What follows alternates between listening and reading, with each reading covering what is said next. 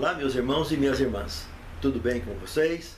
É um prazer revê-los através de mais uma oportunidade de abrirmos a Palavra de Deus e podermos juntos estudá-la. Eu gostaria, antes dessas considerações, de convidá-los para uma palavra de oração. Santo Deus, muito obrigado por este momento tão importante em nossas vidas, onde podemos abrir a Tua Palavra e buscar o sustento para a nossa fé.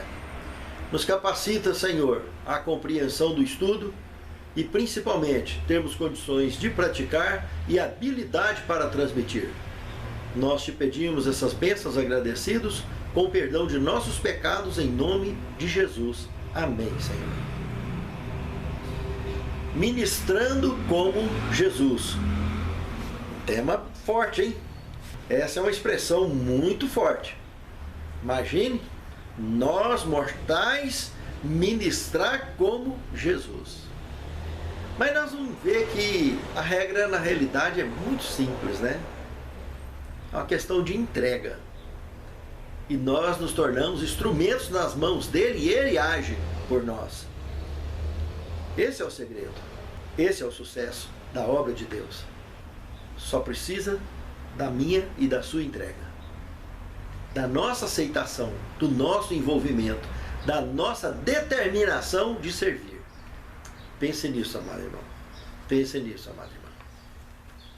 O verso principal, Mateus capítulo 9, verso 36, diz o seguinte: vendo eles as multidões, compadeceu-se delas, porque estavam aflitas e exaustas, como ovelhas que não têm pastor. Irmãos, ovelha criada sozinha no pasto, que não tem pastor para acompanhar, para levar ela nos lugares corretos, para consumir a pastagem. Meus amados, essas ovelhas, elas são muito distraídas. Mesmo com esse hábito de andar em grupo, sempre tem uma que acaba puxando e assumindo a condição de pastor. Só que ela não tem muita coordenação e muita definição como teria um pastor. E quando se der por conta, eles estão muito longe e de tanto andar, de tanto correr, de tanto brincar, acaba realmente ficando exausta. E na hora de voltar é aquela canseira. Chega sempre cansada. E perde o horário. Se ficar lá no mato sozinha, será vítima de predadores. Mesmo estando sem pastor, corre esse risco o tempo todo. Então, a questão sem Cristo é da mesma forma. A nossa vida, meus irmãos, tem muitos altos e baixos. Tem situações inexplicáveis, tem situações difíceis, que dependemos estritamente da conexão com a fé para poder romper, para poder vencer. Tendo ou não tendo fé, nós vamos passar por esses obstáculos, por essas dificuldades. Teremos problemas para enfrentar, afinal somos mortais e vivemos num planeta que nasce gente toda hora e morre gente toda hora. Quando chegará a nossa vez, só Deus é que sabe. E por isso, tudo que fazermos neste mundo tem um tempo determinado, que chama graça. Dentro do tempo da graça concedida a mim e a você, é o tempo que temos para fazer bem feito, com boas escolhas, tudo o que fazemos. Se temos interesse de um dia voltar a fazer parte da vida eterna, como é o projeto original da criação de Deus, mas nem todos aceitam isso, nem todos querem. Esse é o X da questão. Porque se aceitar e quiser, vai aceitar a direção dele e não vai ficar igual a ovelha sem pastor. Muito pelo contrário, vai ter a voz sempre dele falando: esse é o caminho, andai por ele. E nós seremos felizes em nossas escolhas e em nossas ações. Esse é o ponto que justifica o porquê do Evangelho de João, capítulo 3, verso 16. Porque Deus amou o mundo de tal maneira que deu o seu Filho unigênito, que é o único da espécie, para que todo aquele que nele crê não pereça, mas tenha vida eterna. Veja se tem como entender o amor de Deus e fazer uma coisa dessa. Pegar o único da espécie dele, o Filho único dele, e se entregar para morrer a morte eterna. Apocalipse 1:5 deixa claro que ele morreu a morte eterna, porque já tinha mais de 4.000 anos de pecado e de gente morrendo sobre a face da terra, e lá dizem que ele foi o primeiro morto, primogênito dos mortos. Então isso é um texto incontestável. Não interessa a religião, não tem como contestar isso. Então ele morreu a morte eterna. E é tão certo isso porque ele suou sangue no Getsemane, não foi à toa. Porque ele sabia o tipo de morte. Só existe para Deus um tipo de morte. Tudo para Deus é absoluto, tanto vida quanto morte. Morte é eterna e vida também é eterna. O que nós temos que não é eterno é o que vivemos debaixo da graça, que temos tempo para ver se aceita ou não e coopera ou não com a obra de Deus. Se somos ou não instrumentos nas mãos de Deus. Então, se aceitamos, Ele nos dirige, Ele nos usa para salvar outros. Como Ele fez com o Filho dele, para salvar a mim e a você, também Ele nos dirige e nos guia para salvar muitos outros. Ele é o Salvador.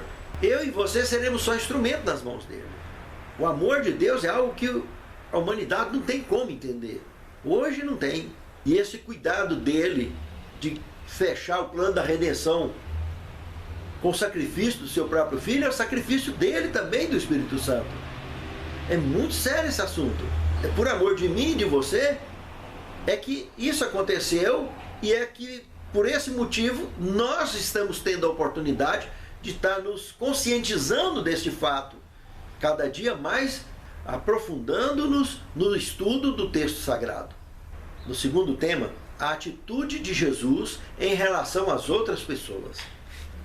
Nós temos no Evangelho de Lucas, capítulo 15, verso 2, uma afirmação de que ele constantemente era criticado porque ele comia, andava e convivia com pecadores o tempo todo. Sabe por quê?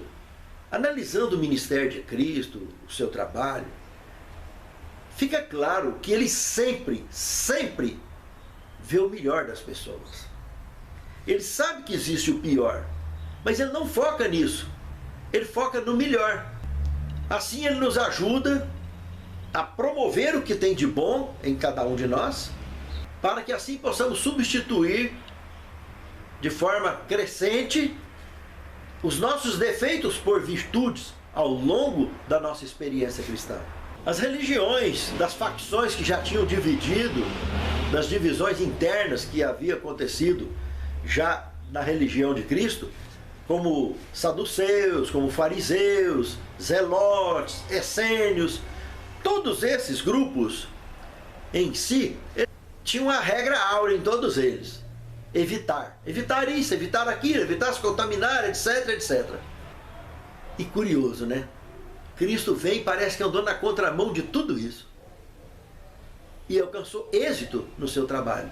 Inclusive em Mateus capítulo 5, verso 13 e 14, ele usa uma expressão muito incrível ali, em olhar para esse grupo de pessoas, de pecadores, de errantes, etc., e dizer para eles que vós sois a luz do mundo, vós sois o sal da terra. Se o sal não servir para temperar, só serve para ser jogado fora e pisado pelos homens, porque virou areia. Uma pitada de areia no prato de comida já era, ninguém come. Entende, irmãos? Nós precisamos de aprender, dar tempero para a vida dos outros, não só para a nossa vida, mas como dar tempero para a vida dos outros. E esse ingrediente só será possível se houver entrega da nossa parte para Deus. E Ele nos usa como instrumentos para desenvolver essa culinária perfeita na vida de outras pessoas também. Como pode Jesus olhar para pecadores como eu e você, como aqueles que Ele estava olhando nos dias dele, pessoas que iriam traí-lo inclusive, e Ele capacitou essas pessoas de fazer milagres, como Judas fez, como Pedro fez e todos fizeram.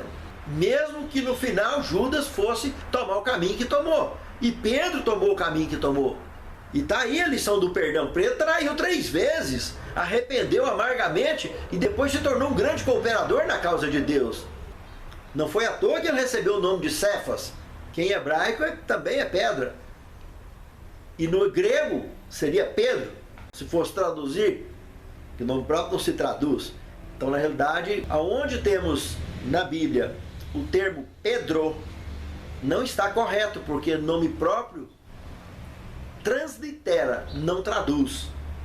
Então não deveria estar escrito Pedro, porque o nome é Cefas. Como na Bíblia mesmo, no Novo Testamento, em alguns lugares, ele é chamado de Cefas e está de forma correta. Então esse Cefas, ou Pedro, era um indivíduo que realmente tinha essa característica, mas demorou para amadurecer e tomar esse ponto de maturação, essa solidez espiritual para poder desempenhar a obra de Deus de maneira fantástica. Então, fantástico que quando ele cumpriu a missão dele, ele nem se achou digno de morrer crucificado de cabeça para cima, como todos morriam, como o próprio Cristo morreu. Ele preferiu morrer de cabeça para baixo. Então isso é muito importante saber que nível de maturidade esse homem alcançou. Pense nisso, amado irmão. Pense nisso, amado irmão. Porque eu e você, Jesus busca o melhor de nós. E é o que nós devemos fazer para com as pessoas que estão ao nosso redor. Porque na porta do céu precisa de passar eu e você. Então não adianta ter reserva um do outro. Nós temos é que somar e não deduzir. Somando forças a gente alcança. Deixa para deduzir só nos defeitos. E que as virtudes substituam os defeitos. Pense nisso, amado irmão. Pense nisso, amado irmão. O terceiro tema, como Jesus tratava as pessoas. Mateus capítulo 8, do verso 5 ao 10, nós temos uma experiência magnífica, que é uma das mais belas experiências do ministério de Cristo. E por que não dizer de toda a Bíblia, né?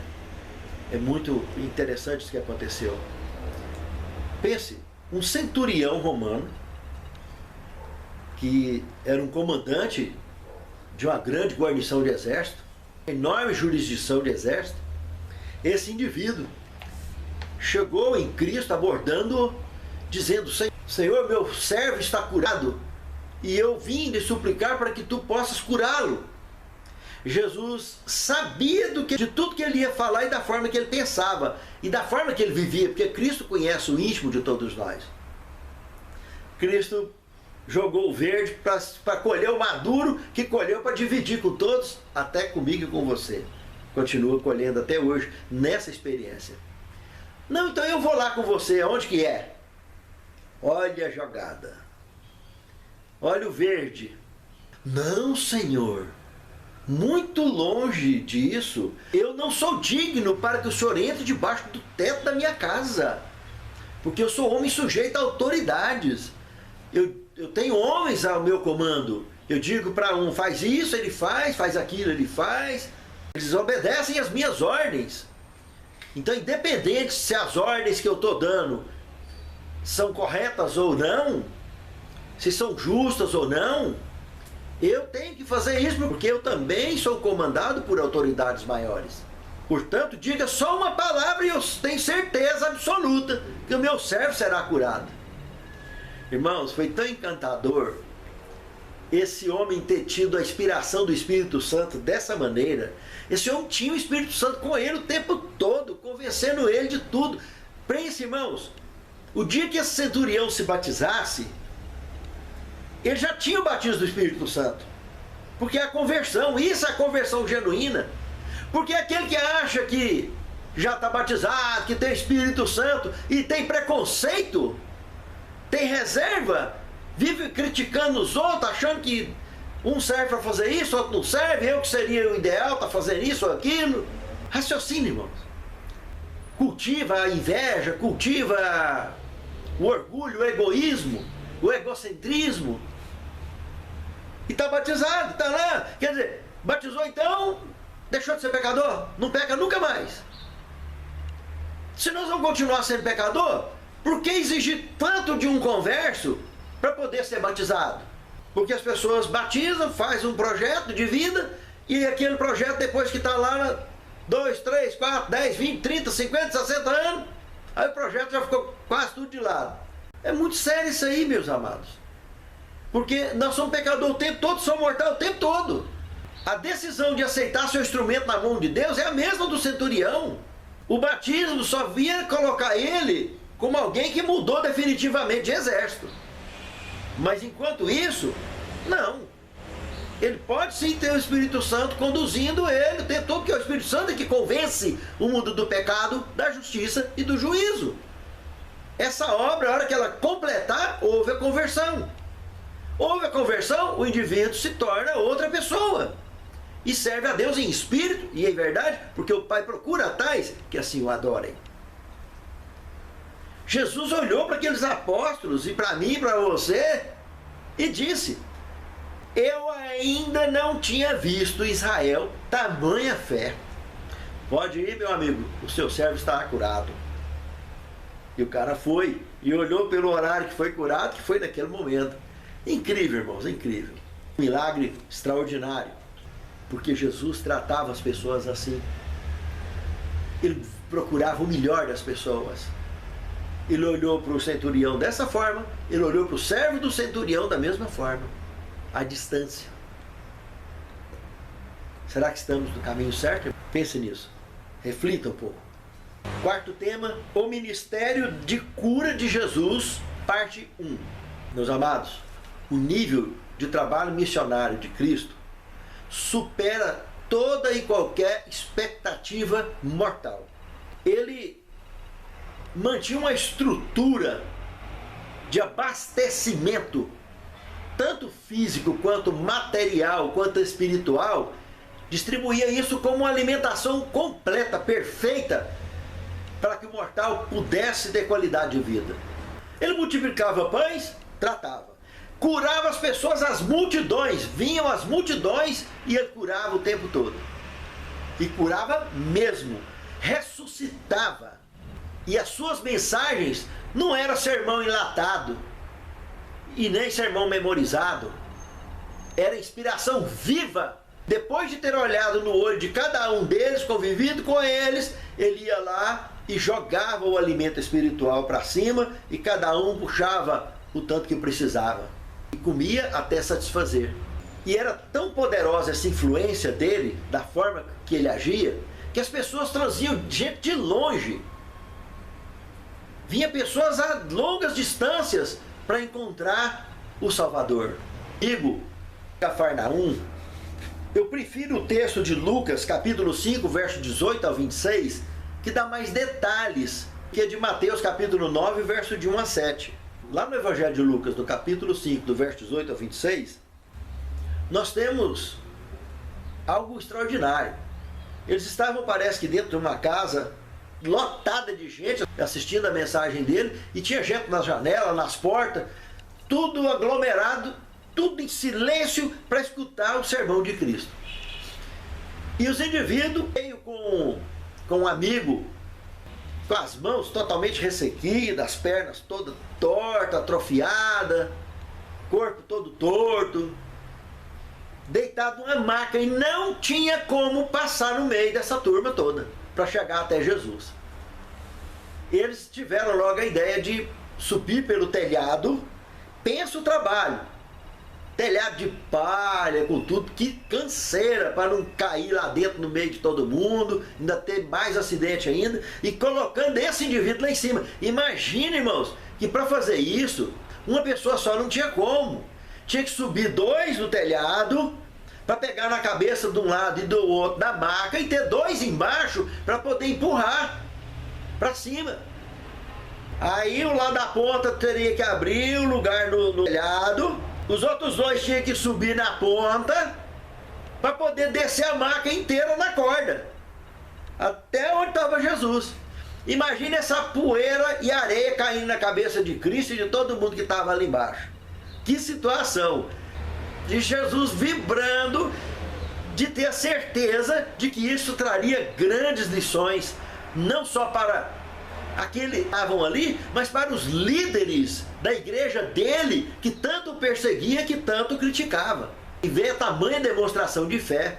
E mais ainda, experiência essa que chegaria até a mim e a você, com tamanha certeza absoluta de convicção, de tudo, que de fato Deus é o Deus do impossível. Deixou acontecer. A corda desceu, aquela maca lá embaixo, esses indivíduos segurando, cada um num cantinho da corda, amarrado nos quatro cantos da maca, e foi descendo, até chegar no chão. E mais uma demonstração de fé.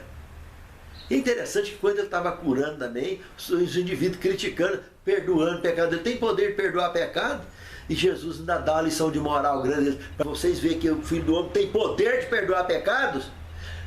Seus pecados estão perdoados? Levanta, toma a tua cama e anda. Irmãos, o povo abriu ala para esse cara colocar a maca nas costas e sair caminhando. E os outros desceram lá de cima, arrumaram o telhado, certamente, desceram lá de cima e foram embora felizes para ficar ali próximo do tal final do sermão de Cristo, que foi interrompido por essa cura maravilhosa, extraordinária.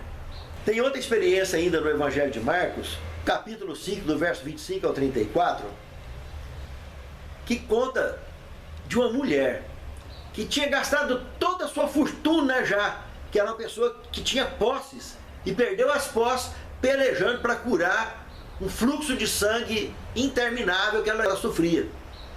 Tempo todo com hemorragia. E para as leis de Israel daquele momento, isso tinha se tornado uma contaminação tão grande que essa pessoa era como uma leprosa, não podia estar convivendo na sociedade. E se encostasse em alguém, deixava a pessoa imunda. Então foi uma lição muito dura de fé para essa mulher viver sem se contaminar com lepra, junto com os leprosos por outro lado, e conviver com esse tipo de situação, porque ela era isolada da sociedade, e ter fé, habilidade, estratégia, para poder entrar na civilização normal, na cidade, e chegar até Jesus, porque quantos e quantos leprosos daquele que já não foi curado e deu notícia para ela? Ela não teve dúvida, irmãos. Saiu e entrou no meio da multidão. E para que ela não fosse exposta publicamente, ela saiu de forma sorrateira, quietinha, e foi lá, não, é passando aqui perto, eu toco nas vestes dele, é o suficiente. Eu vou estar curada. Certeza! Ah, não deu nota. Foi lá e triscou Jesus, opa! Saiu de mim poder. Tá. Quem é que tocou em minha veste? É tentar ver o melhor das pessoas e não o pior. Os discípulos, Senhor, mas o tanto de gente te acotovelando aqui e te empurrando, o senhor perguntar quem tocou em ti? Não, foi um toque diferente. Alguém tocou em mim para receber cura e saiu virtude de mim.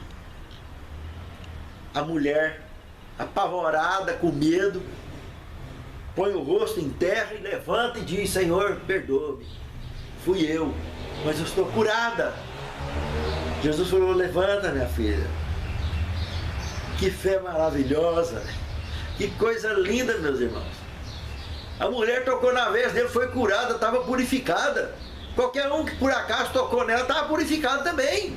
São registros fantásticos, irmãos, que nós temos para ser vividos por mim e por você também. Nós estamos chegando muito próximos de passarmos a fazer esse tipo de coisa que os apóstolos fizeram com a chuva temporã, a manifestação inicial do Espírito Santo.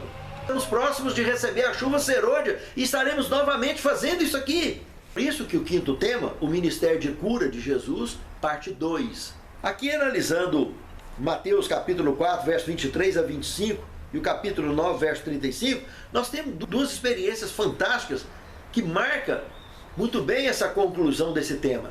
No primeiro texto, esse de Mateus 4, 23 em diante, afirma claramente que ele curava todo e qualquer tipo de moléstia e de doença. Presta atenção nesse detalhe. Nós estamos aí vivendo um momento de uma pandemia mundial. As igrejas praticamente fechadas, com extrema restrição de público, sem classe professor, sem reuniões à parte, praticamente sem batismos, sem santa ceia, idosos não podem participar, crianças não entram. Muito sério, muito triste o que está acontecendo. Mas uma lição muito interessante fica aqui.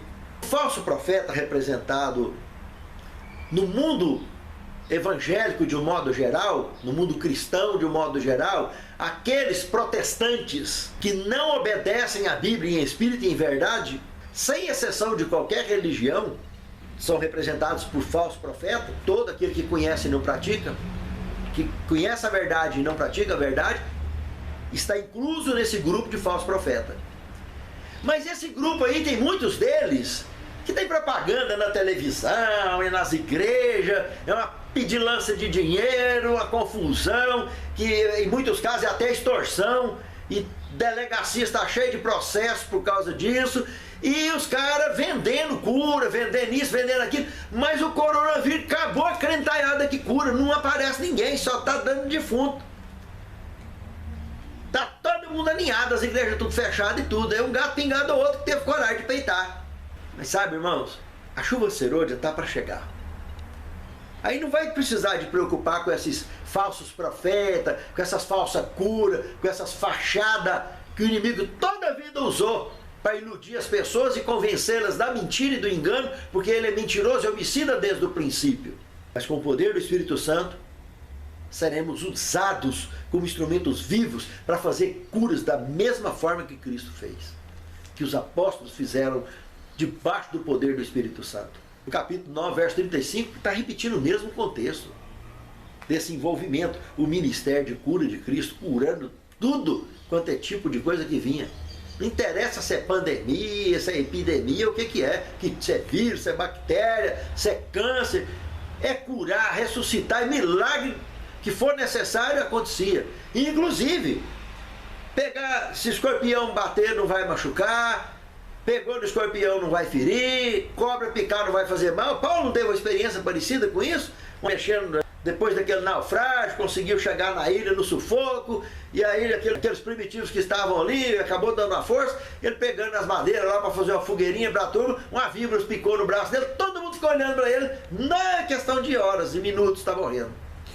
E não fez mal nenhum, e todo mundo ficou de queixo caído, de ver tamanho milagre, tamanho poder vindo de Deus em meu e seu auxílio.